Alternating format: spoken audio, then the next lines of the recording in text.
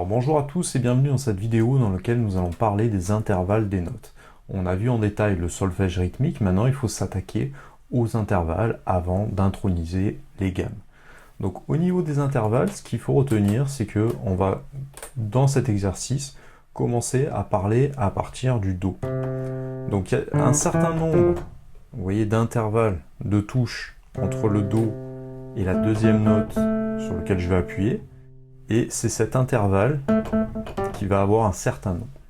Donc pour vous montrer tout ça, vous pouvez également vous servir donc de toutes les feuilles que je vous ai mis en référence à l'intérieur de l'espace de formation, pour ceux qui ont acheté la formation sur la musique.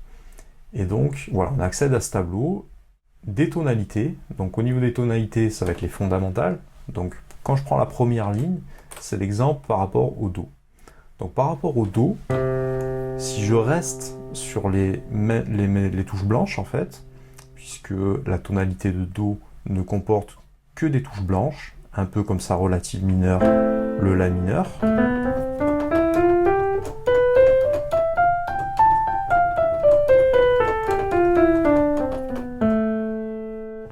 En partant du Do, ou en La mineur, la relative, eh ben, on n'a que des touches blanches. On ne va pas venir jouer sur les altérations qui sont les touches noires. Donc pour reprendre la gamme, retenez que dans la gamme de Do majeur, il n'y a que des touches blanches. Donc si je parle de la tonalité le Do et que j'appuie sur le Ré, il y a un écart qui va s'appeler la seconde. De Do à Mi, on va appeler ça une tierce. De Do à Fa, une quarte. De Do à Sol, une quinte juste. De Do à La, une sixte. Et une septième en jouant de Do à Si. Et de Do à Do, ça va être l'intervalle. Donc vous voyez qu'il y a des noms à chaque fois qui sont délimités. Et ici, c'est assez bien fait puisque ça correspond vraiment à la manière dont est organisé le piano. Je m'explique. Donc de Do, ici, vous voyez qu'il y a une altération au-dessus. Donc il y a un demi-ton pour aller au Do dièse. Et pour le Ré, il y a deux demi-tons. 1, 2. Alors les demi-tons, pour rappel, c'est les écarts qu'il y a entre les notes. Donc par exemple, d'ici à ici, il y a un demi-ton, et d'ici à ici, il y a un demi-ton. Si on descend d'un demi-ton, on arrive sur Si, si on remonte d'un demi-ton, on arrive sur Do dièse. Donc entre Do et Ré, il faut retenir qu'il y a deux demi-tons, puisqu'il faut que j'appuie sur deux touches pour y arriver. Do, Do dièse, Ré. Donc ici, c'est deux demi-tons. Deux demi-tons, retenez que c'est égal à un ton.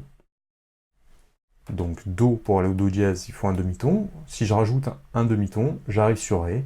Donc il y a un écart de deux demi-tons, et donc il y a un écart de un ton. Si je veux aller du Ré au Mi, c'est exactement la même chose, puisqu'il y a une altération. Vous voyez qu'ici, entre les deux, il y a une touche noire. Donc si je fais Ré, si je fais un demi-ton au-dessus, ça va même au Ré dièse, ou au Mi bémol. Et si je rappuie une deuxième fois, j'arrive sur Mi. Ré, Ré dièse, Mi. Donc il y a également, il faut appuyer sur deux touches pour arriver du Ré au Mi. Donc il y a deux demi-tons, et donc il y a un ton d'écart. Du Mi au Fa, vous voyez qu'ici, ils ont mis T2. Donc c'est un demi-ton.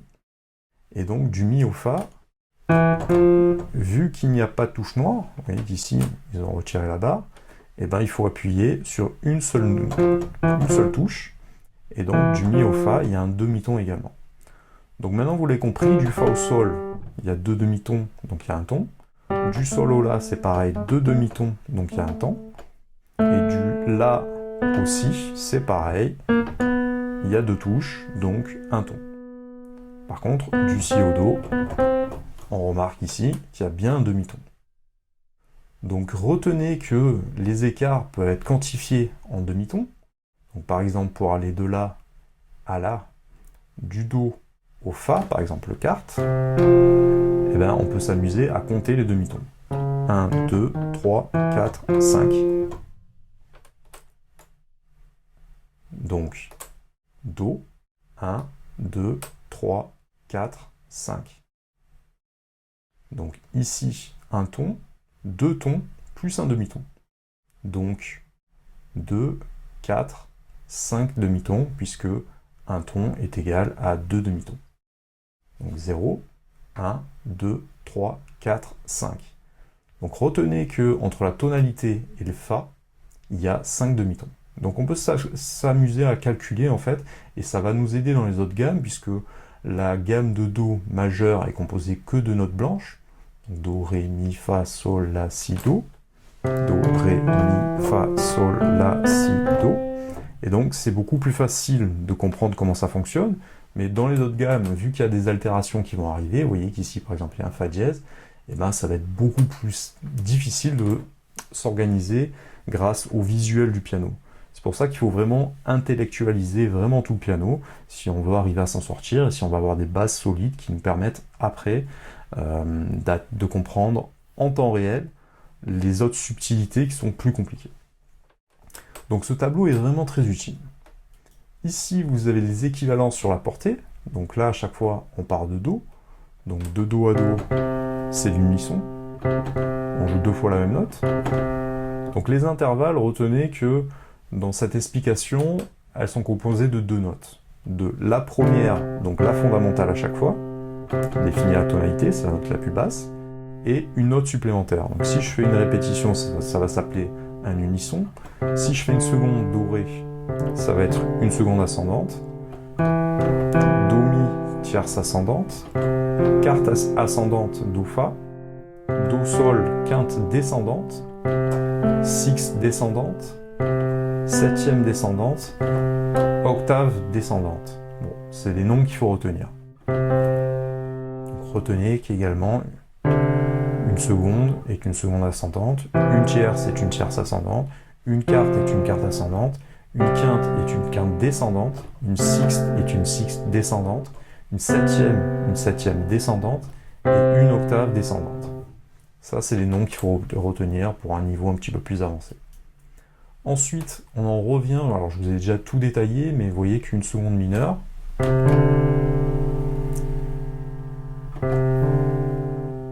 alors là, c'est un petit peu plus subtil. Je vous avais parlé de la seconde majeure, en fait, qui est composée d'un temps, du Do au Ré. Retenez que du Do au Do dièse, c'est une seconde mineure. Donc je vous fais tous les écarts qui sont écrits.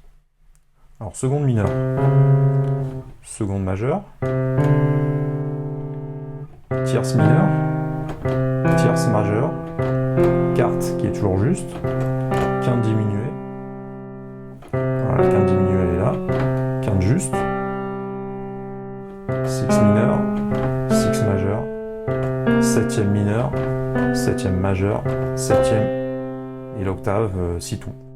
Donc à chaque fois il y a l'explication, donc on sait désormais que un ton est égal à 2 demi-tons, donc s'il y a écrit 6 tons, c'est l'équivalent de 12 demi-tons. Alors là c'est un peu plus des calculs, mais je vous ai rajouté également des subtilités à l'intérieur de chaque intervalle. Retenez que la quarte est toujours juste, l'octave aussi, l'unisson également. Pour le reste des intervalles, il y a des subtilités qui sont souvent moins utilisées. En général, on va servir de la fondamentale, on va servir de la tierce mineure si on veut faire un accord mineur, tierce majeure si on veut faire un accord majeur, on va servir de la quinte qui est bien souvent juste, et ensuite on peut rajouter les septièmes, etc. si on veut des accords plus jazzy, plus enrichis. Voilà, ça c'est une notion un peu plus avancée. Donc passez d'abord du temps sur le premier tableau, histoire de bien vous familiariser avec, en restant sur la tonalité de Do. Vous allez jouer tous les écarts pour avoir déjà dans l'oreille la sonorité de chaque intervalle. Bon, bien évidemment, ce qu'il faut comprendre, c'est que un écart est valable quelle que soit la note sur laquelle on va appuyer. Hein. Donc entre Do et Sol, par exemple, si je joue une quinte, et ben si je pars de Ré, Ré là c'est également une quarte. C'est également une quinte, donc la quinte je peux la jouer également comme ça. Donc cet accord Do-Sol est exactement le même que Sol-Do. Il y a le même écart en fait d'intervalle au niveau des touches. Et vous l'aurez compris, l'intervalle au niveau du piano, c'est très visuel et ça, on peut compter à l'intérieur pour retrouver ces intervalles. Donc ça, c'est important de comprendre ça pour la suite, pour construire vraiment des accords beaucoup plus enrichis. Alors, on a vu ce tableau, désormais, on va passer à celui-ci. Donc là, retenez que il y a les intervalles qui sont présents, donc avec des chiffres romains. Ici, c'est la fondamentale, ici la seconde, la tierce, la quarte, la quinte, la sixte et la septième. Retenez également qu'il y a des degrés qui sont implantés. Donc par exemple, lorsqu'on veut jouer certains accords, eh ben, il y a certains degrés en fonction des répétitions qui vont être joués soit en septième majeur, en mineur 7, septième majeur, en septième, etc. Donc ensuite, ça sera les degrés. C'est-à-dire lorsqu'on va jouer des anatoles, par exemple, vous voyez ça qui est assez musical, donc Do, Sol, Fa, Ré. En fonction de l'endroit où je vais jouer, si je fais par exemple un 2-5-1, si je pars du Ré, que jouer après la quinte, 2, 5, donc Sol, et le 1, Do. Bah, en fonction de l'ordre dans lequel on va jouer ces accords, ça va définir un certain degré, et ces degrés, c'est toujours une répétition fondamentale qui va être jouée en majeur 7, le deuxième degré qui est toujours mineur 7, le troisième degré est toujours mineur 7, le quatrième degré est toujours majeur 7, le cinquième est toujours septième, le sixième est toujours en mineur 7, et le septième est en mineur 7, quinte bémol. Bon, ça c'est des notions un peu plus compliquées. Rassurez-vous, c'est normal que vous n'arrivez pas à comprendre, je vais vous expliquer ça un peu plus tard en détail, mais je voulais faire la corrélation avec ce tableau. Donc le tableau, vous voyez, Do, Ré, Mi, Fa, Sol, La, Si, Do, c'est exactement le même que celui-ci. Vous voyez, avec les tonalités tout simplement, et les écarts de notes, sauf qu'on a introduit désormais les degrés. Donc ces degrés-là, sachez qu'ils sont rattachés à des septièmes qui sont soit majeurs, soit septièmes, soit mineur 7. Je vous expliquerai plus tard ce que c'est au niveau de ces accords. Là, on n'a pas encore entamé les gammes. Retenez également que toutes ces tonalités en fait qui vont être jouées dans l'ordre, Do, Sol, Ré, La, Mi, Si, Fa dièse, Do dièse, ou bien Do, Fa, Si bémol, Mi bémol, La bémol, Ré bémol, Sol bémol, Do bémol, vont introduire progressivement des altérations à l'intérieur de l'enchaînement de ces notes. Donc dans le Sol, il y aura l'intronisation du premier dièse, qui sera le Fa dièse, etc. etc. Donc ça, c'est une organisation un peu plus poussée. Il faut le garder en tête, ce tableau. On va revenir dessus, on va s'appuyer dessus un petit peu plus tard. On va également refaire un calcul d'intervalle pour que ça soit très clair dans votre tête. Parce que là, on a vu des notions un peu plus avancées, je vais revenir dessus. Mais il était important pour moi déjà de vous les introduire. Pour que ça soit, vous ayez déjà un ancrage dans votre cerveau qui vous permette de vous dire « Ah tiens, on l'a déjà évoqué ». Ça nous permettra de faire des liens entre les différents vidéos de formation. Alors là, on va partir de la fondamentale encore une fois, on va jouer une seconde. Donc une seconde qui va être majeure. Alors, une seconde majeure, il y a un ton, donc on l'a dit deux demi-tons, et on voit qu'il y a une équivalence qui est la mineure, où cette fois, il n'y aura qu'un demi-ton. Donc une seconde mineure, seconde majeure, seconde mineure, moins utilisée. La tierce, qui peut être majeure ou mineur, la quarte qui est toujours juste, la quinte, on a vu qu'elle pouvait être mineure également, mais bien souvent, dans un premier temps, on va rester sur la majeure. La sixte, elle existe également en mineur, mais on la joue bien souvent en majeur. La septième. Donc la septième majeure ou la septième mineure. Et l'octave. Donc l'octave, il y a écrit qu'il y a 6 tons, juste ici. Donc si je m'amuse à calculer, ça va faire 12 demi-tons, et c'est normal puisque il y a 12 notes dans une octave. On calcule, 1, 2, 3, 4, 5, 6, 7, 8, 9, 10, 11, 12. Donc il y a bien 12 demi-tons, et 2 demi-tons est égal à un ton, donc il y a bien 6 tons. On peut s'amuser à calculer comme ça à chaque fois, par exemple la quinte, on sait maintenant que c'est un intervalle de 3 tons et de 1 demi-ton. Donc ça veut dire que là on est sur Do, donc c'est assez facile de se repérer par rapport au Sol, mais par exemple si on était sur un Si bémol, ce serait beaucoup plus compliqué, vu qu'il n'y a pas le même visuel, de se repérer grâce à un visuel. Donc il vaudra mieux appliquer la règle en partant de Si bémol, il faudra appliquer 3 tons plus un demi-ton. Je vais le faire à partir de Do dans un premier temps, on va compter, donc 3 tons, donc ça fait 6 demi-tons, plus un demi-ton, donc ça fait 7 demi-tons. Donc 1, 2, 3, 4, 5, 6, 7. On est bien sur Do. Pour Si bémol, par exemple, c'est exactement la même règle. Donc je pars de Si bémol si je veux calculer la quinte. Bah, désormais, je connais le calcul. Il faut que je prenne 3 demi-tons, c'est-à-dire 3 tons, pardon, c'est-à-dire 6 demi-tons, plus un demi-ton, donc ça fait 7. 3 fois 2 est égal à 6, plus 1 est égal à 7. Donc en partant de Si bémol, 1, 2, 3, 4, 5, 6, 7. Donc là j'ai la quinte, je pourrais rajouter la septième également. Qui peut être soit majeure, soit mineure. Voilà, donc avec les intervalles, on peut introduire progressivement la notion des accords et des gammes.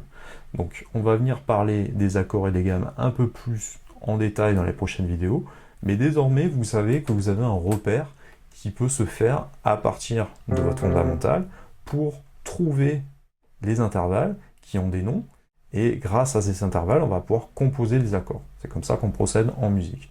La musique, c'est les mathématiques, hein, entre guillemets, puisque c'est régi par une certaine science, par certains calculs qui sont justes, et donc on va se repérer également grâce à ces calculs pour tout comprendre en musique, en improvisation, en harmonisation.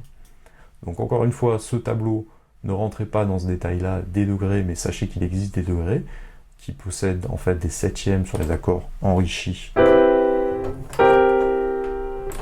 à 4 touches, et ils peuvent être soit enrichis sur la quatrième note qui va être la septième, soit en mineur, soit en majeur, soit en septième.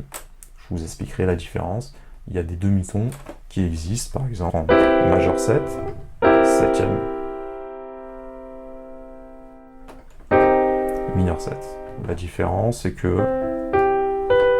un accord majeur 7 est composé d'une fondamentale, d'une tierce majeure, d'une quinte et d'une septième. La septième va se trouver un demi-ton en dessous de l'octave. L'accord septième va se trouver un ton en dessous de l'octave. Et le mineur 7 va être joué avec un accord de tierce mineure, qui va se trouver un demi-ton au-dessous de la tierce majeure. Voilà, c'était pour vous introduire un petit peu la septième. La septième, c'est ces accords-là, composés de 4 touches. Et donc, sachez qu'il y a des degrés différents qui vont être introduits. On va venir jouer toutes les tonalités à tour de rôle.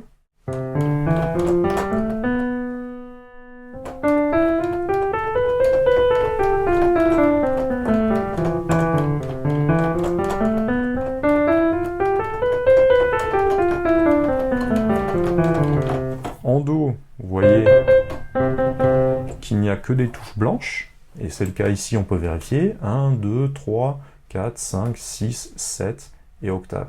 Donc dans tous les degrés de la gamme, il n'y a que des touches blanches. C'est très bien, mais vous voyez qu'à partir de Sol, il y a un Fa dièse qui va venir. Donc si je joue, par exemple, la gamme majeure de Sol, je sais qu'il y a un Fa dièse. Donc lorsque je vais jouer,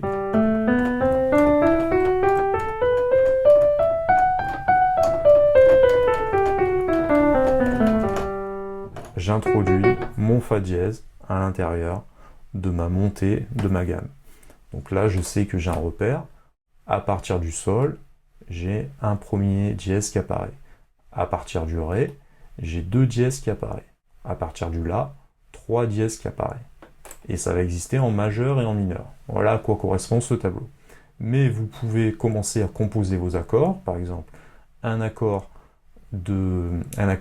majeur est composé de la fondamentale, de la tierce et de la quinte. Donc désormais, si je veux faire un accord majeur, je sais qu'il faut que j'appuie sur le Do, le Mi et le Sol.